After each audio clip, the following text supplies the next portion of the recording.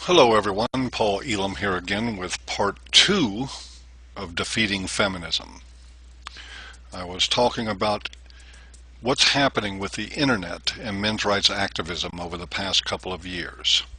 And I mentioned that Men Are Angry Now had posted some statistics that were very telling about what's going on. It goes something like this. In 2007, if you did a Google search on both men's and women's rights, you would have gotten back the following results. Women's rights, 4,270,000 hits. Men's rights, 511,000 hits. Exactly 2 years later, you can do the same search with these results. Women's rights, 48,300,000 hits. Men's rights, 70,600,000 hits. In other words, we went from lagging by a long way to a very substantial lead in 2 years flat. Now you may wonder why the internet matters considering the feminist influence in the mainstream media. Well, let me tell you, it matters very much. Some elements of the mainstream media, largely as a result of the internet, are on the decline. Print media is clamoring against ever-narrowing profit margins, cutting costs as much as possible, but still falling behind the curve.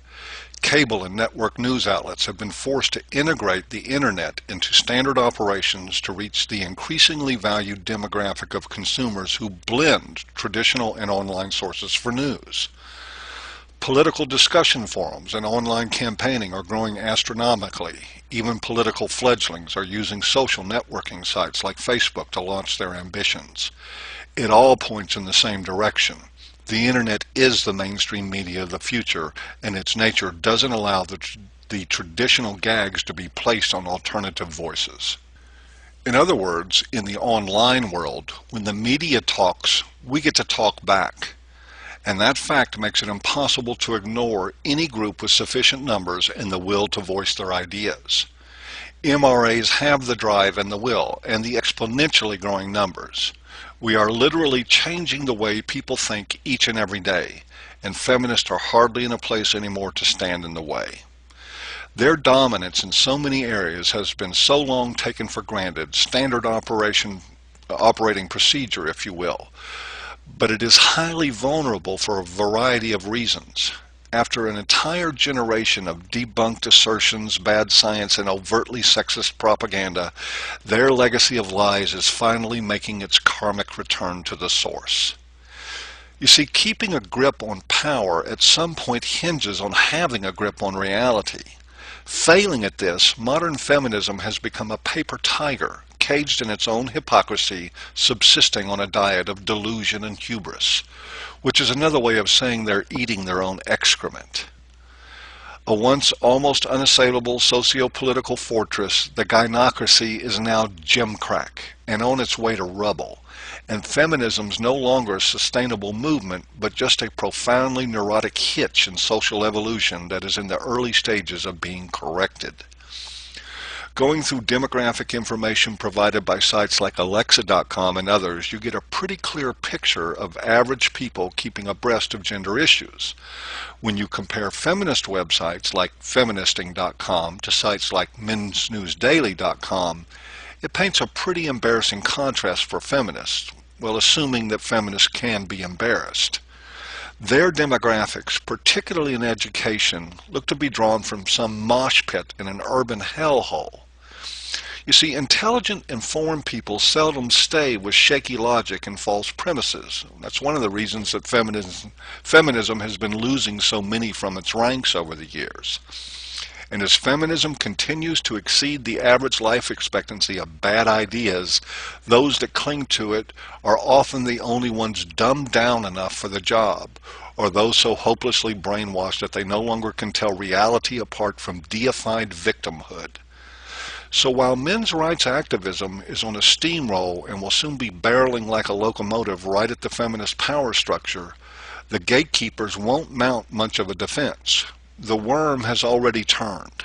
Consciousness of the truth is already being instilled into the culture on a growing scale, and truth is the ultimately terminal blow at any bogus ideology. We won't know all this is happening from picketing, shrill demonstrations, or flaming effigies on the streets. There won't be a trumpet call or a celebratory parade. We can simply see that the tide is turning each time a court inflicts justice on the tainted domestic violence industry. Our evidence will be in the demise, one by one, of rape shield laws, the prosecution of paternity fraud, and lying for the purpose of a restraining order, or crying rape when sex was consensual just to cover guilt, or simply to cover your ass with somebody you cheated on. We will witness it in the eventual end of Title IV defunding to corrupt family courts and the enforcement of shared parenting. The groundwork, and more importantly, the consciousness for all this is being laid out as we live and breathe. This movement will find its way into social circles where statements like "boys are stupid, throw rocks at them" are met with stone-cold glares and the righteous indignation they deserve. And we will know how real it all is when we hear the increased wailing of feminists who claim MRAs are about misogyny and denying equal rights, followed by the dull thud of it falling flat on ears that grow more and more weary of histrionics and crying wolf. Feminism will die from a synergistic overdose of stupidity, smugness, and sexism.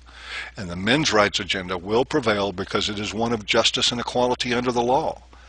That agenda isn't just carried by those in the limelight. It is a groundswell of outrage that has been corked up for nearly half a century.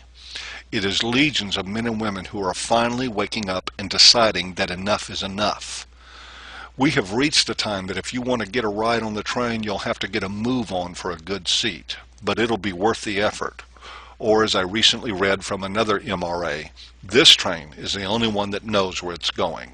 And I say, all aboard. Now, in the third and final part of this series, I'm going to lay out what you can do to help this thing along. And please know that your efforts do help. I mean, really help. The good news is that you can leave your wallet in your pocket. Nobody wants your money. If you have the equipment it takes to watch this video, you can become a viable force for change.